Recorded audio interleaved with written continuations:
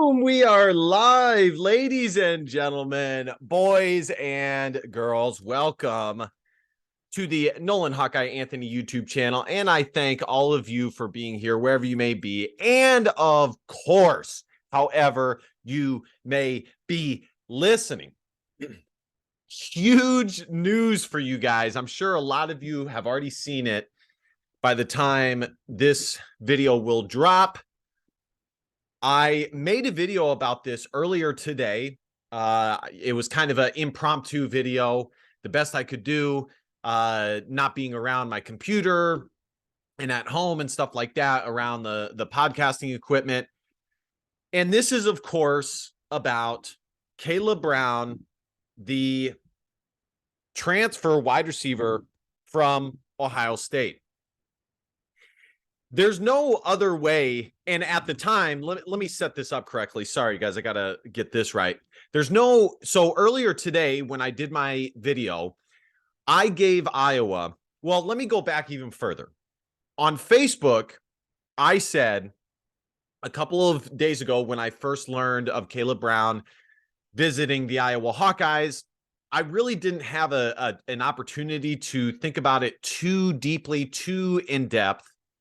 And I gave Iowa about a 10 to 15% chance of landing Kaleb Brown, because even though he did visit Iowa in the past, Iowa has been able to have many high-level players on campus, but they eventually lose to the bigger dogs that either have more money, more prestige, whatever the case may be. When those other programs come a knocking, Iowa ends up losing.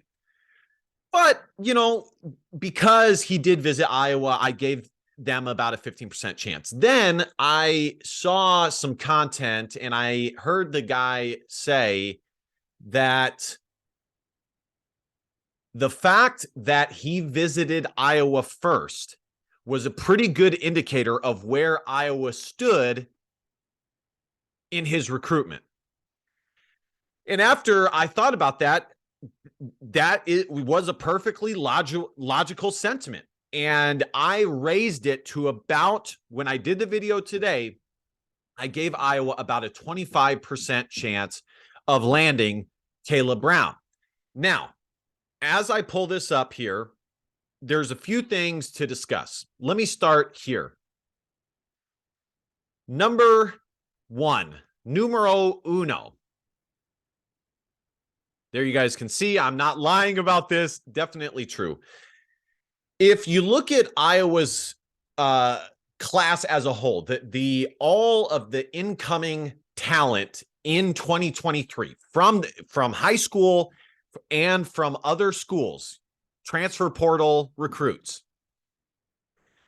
in my assessment, this is actually one of Iowa's best recruiting classes as a whole in the Kirk Ferentz era, if not the best. I would seriously now, and that is just judging it on paper. Okay, just judging it on paper. Now, when you go and you look at the recruiting rankings, you'll say, no, Nolan, you're crazy. It's not that good. If it was that good, then why is it not the highest rated? Things like that. And the simple answer is that, some of these transfer portal recruits are not ranked at the same consistency as high school players are. So it's just not as accurate as one would like. And so you can't just view that. You have to use your own noggin as a fan and truly assess the type of talent that Iowa is bringing in. Let's look at it as a whole. Okay. You look at, let me just pull it up in the background here. Okay. You look at the 2023 class, just the high school players, and it's a pretty good class as it were. Okay. It would have been better with Caden Proctor, obviously, but it's pretty good. I mean, it's a solid class up and down. Okay. I would say just the high school ranks, it's a top 30 class. Okay. I know Composite gives it a 39. And again, like I said, I know the rankings won't indicate what I'm saying, but then you look at, and let me backtrack here. The high school class, I would not say that that's the best high school class Iowa has gotten in the Kirk Ferentz era. I'd say it's probably top 5, top 7, probably top 7. Not the best, but not the worst. It's decent, not great. Solid, not amazing. But then you look at the transfer portal guys, Nick Jackson, an all ACC 4-star transfer linebacker out of Virginia. Rusty Feth, a starter, high 3-star transfer portal player out of Miami, Ohio. Deacon Hill, a former 4-star quarterback out of Santa Barbara, who played for Wisconsin for a year, maybe 2 years. I think he only played for them for a year. Dejon Parker, an NFL caliber offensive tackle with tons of upside, who was originally committed to Virginia. Eric All, one of the best tight ends, if not the best tight end, widely considered a top 10 impact transfer portal target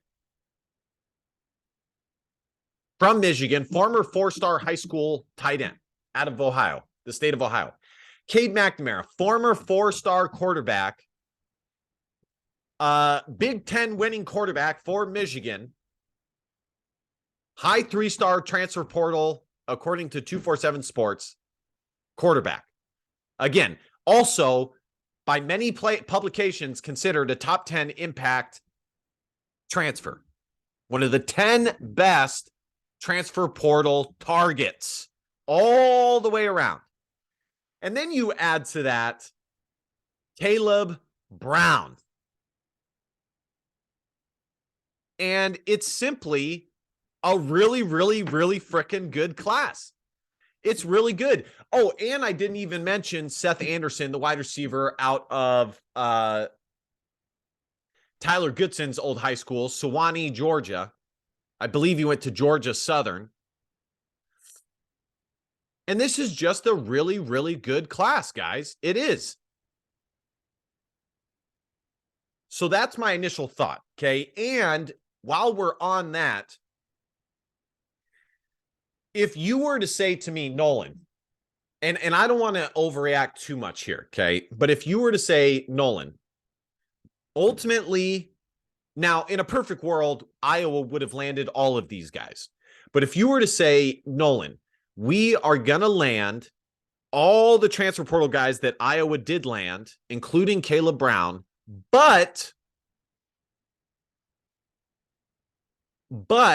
we're going to miss out on Caden Proctor, I think I would have taken it, quite frankly, because for the most part, I do agree with Iowa's assessment that one player will not make or break a team. It's football is made up of many components, many different aspects. It's not just a one play, certainly not just one player on the offensive line. Let's take a look at what Kaleb Brown was rated out of high school. Okay, this guy, Iowa continues to have a solid pipeline in the state of Illinois.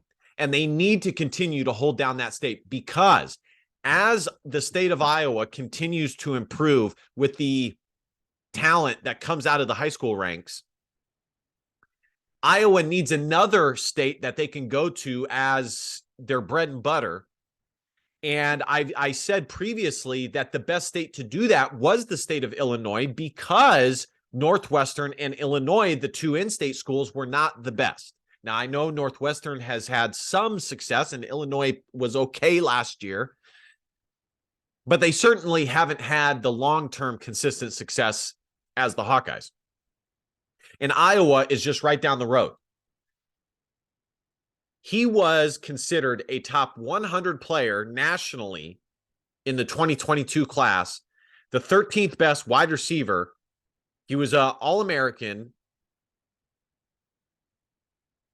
This is Alan True's assessment of Kaleb Brown coming out of high school. Has played a lot of tailback in high school, but projects as a slot receiver or sometimes outside receiver in college. Has done that in 7-on-7 and shown excellent feel for getting open, hands and twitch. Good straight line speed, maybe not quite elite in that area, but can break away and make big plays in the open field. Quickness and short area burst allow him to create separation and shows strength after the catch as well. Does not have the catch radius of other top receivers. Competitive player who can be used in a variety of ways, and that versatility helps him project as a future draft pick. He ran a 10.84 in the 100, 22.17 in 200. Unbelievable. So, and here are some of his offers coming out of high school. Alabama, Florida, Illinois, Iowa, Kansas, Kentucky, Michigan State, Minnesota, Nebraska, Notre Dame, Penn State, Wisconsin. So this is huge news, guys. It just is. No matter how you slice it, this is massive news. Now, what is this? What is Iowa getting with Kaleb Brown, and what does this directly mean for the Iowa Hawkeyes? Well, I want to start here. Number one, if this was a situation much like Oliver Martin, where he had been at Michigan for multiple years and did not have a ton of success, I would caution fans to hold their brakes, pump their brakes. But because Kaleb Brown was only at Ohio State for 1 year and was tied for the most snaps seen of any wide receiver in his class as a true freshman, that tells me that he was actually having some success at Ohio State. For whatever reason, it didn't work out there. I'm not sure why, but I don't believe Iowa would have gone after him if they weren't confident in him being a good guy, a good teammate, on and off the field, all that good stuff. In other words, Iowa would not have gone after him if there was some dramatic reason that Kaleb Brown did not work out at Ohio State. So I don't think you should pump your brakes with Kaleb Brown. This is a massive get. And this is not a situation where, to me, he chose Iowa because he couldn't cut it at Ohio State. No, I think he just didn't want to be at Ohio State. Maybe he wanted to be closer to home. But he was well on his way to receiving playing time at Ohio State. And perhaps he saw some more opportunity at Iowa, which I couldn't agree with more. I said this and Iowa is going to have yet another slot receiver that will have playmaking ability. This Iowa team, to me, has the inside wide receivers needed to be a good team next year, to have a good offense next year, to move the chains next year. What they're still missing is that outside threat that can go up and get 50-50 balls and can be a huge threat in the red zone. Okay, but hopefully Eric All and Luke Lachey make up for that. And who knows, maybe Jacob Bostic and some of these taller Iowa wide receivers develop in the offseason. But Iowa, by landing Kaleb Brown, now have yet another inside option. But to me, they also add an element on the outside with a guy of his athleticism. Now, I heard people say that Kaleb Brown will instantly be the most hands down athletically gifted wide receiver in the Iowa room. And while that's possibly true, and if it is, I'm perfectly okay with it, I personally don't like that sentiment because for whatever reason, Iowa players always get doubted for their athleticism. And time again, when you look at the NFL draft combine, when you look at pro day results, Iowa players always test really well. So to say that he's the most naturally athletically gifted guy instantly, who knows? We'll see. But he is certainly athletically gifted. And to me, I've never questioned whether Iowa has the pieces in the room to be a good offensive team. Honestly, I've never really questioned that. To me, more of the question mark revolves around the quarterback, having an immobile quarterback, and the offensive coordinator play calling and the scheme. Does Kaleb Brown's commitment, does that change that? Only time will tell. But I don't think he commits to Iowa if he was not satisfied with the direction Iowa's going. Now, I really don't want to get your hopes up with that, because after what I saw from the spring game, it looked like a lot of the same BS on the Iowa offense that we've seen before. But point is that Iowa, to me, has all the pieces they need to have, at the very least, an average offense. They have all the pieces. They have the only piece that they may not have is on the outside. Like a true X wide receiver, a big, tall, physical wide receiver. But as far as inside guys and tight ends and talent on the offensive line and talent at running back and depth at running back, they have it. They have it. If you were to just tell me Iowa basically only had Deontay Vines, Kaleb Brown, and Nico Reganey, aka Nico Ragiani, aka Nico Regaini, I would say, yeah, that's fine. That is certainly enough guys to move the chains with enough skill, because really, on offense, you maybe have 4 rotational guys at the wide receiver position, maybe 5. Let's read this. Former Ohio State wide receiver Kaleb Brown has committed to play for Iowa. He announced via Instagram on Thursday. Leaving a crowded room in Columbus, Brown will now have the opportunity to be an impact player with the Iowa Hawkeyes next season. Oh, and I totally forgot about Seth Anderson, who, honestly, most people were expecting to be an impact player come this next season. Iowa now has Kaleb Brown, Seth Anderson, Nico Reganey, and Deontay Vines. They are fine. I cannot believe I was forgetting about Seth Anderson. They're fine. They have more than enough playmakers. Brian Ferentz will have no excuse not to have a serviceable offense this next upcoming season. Brown was only able to record 1 catch during his true freshman season, going for 5 yards. Ironically, it came against Iowa. There's a ton of untapped potential here, with offense coordinator Brian Ferentz getting a much-needed offensive weapon. Kaleb Brown played high school football at Chicago St. Rita, where he was a 4-star prospect. He was the number 107 overall recruit in the 2022 cycle, according to On3 industry rankings. For the time being, Iowa and Ohio State do not have each other on the schedule, but there's always the Big Ten championship game.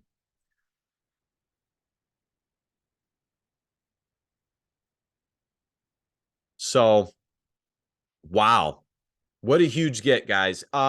My last thought on this, and I already said it in the previous video, is that Iowa, I can the 3 components that I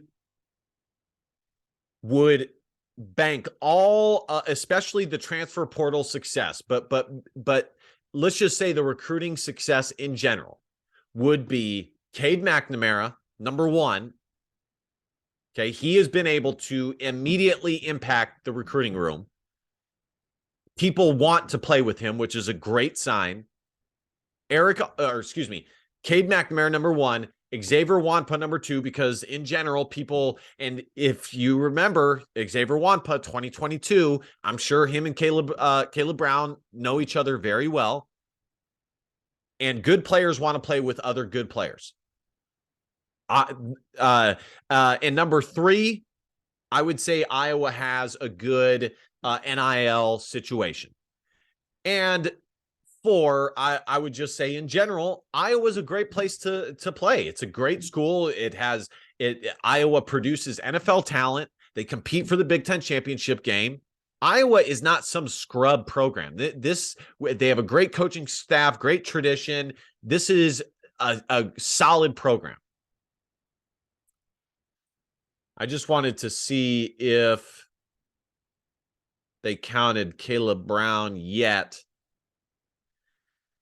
So that's pretty much it, guys. Huge news. Very excited about this. Massive news, really. And just a great get for the Iowa Hawkeyes. Much needed. Much needed. And you know, in my opinion, if Kaleb Brown, trying to see what they have him as a transfer, doesn't look like they have a rating for him as a transfer.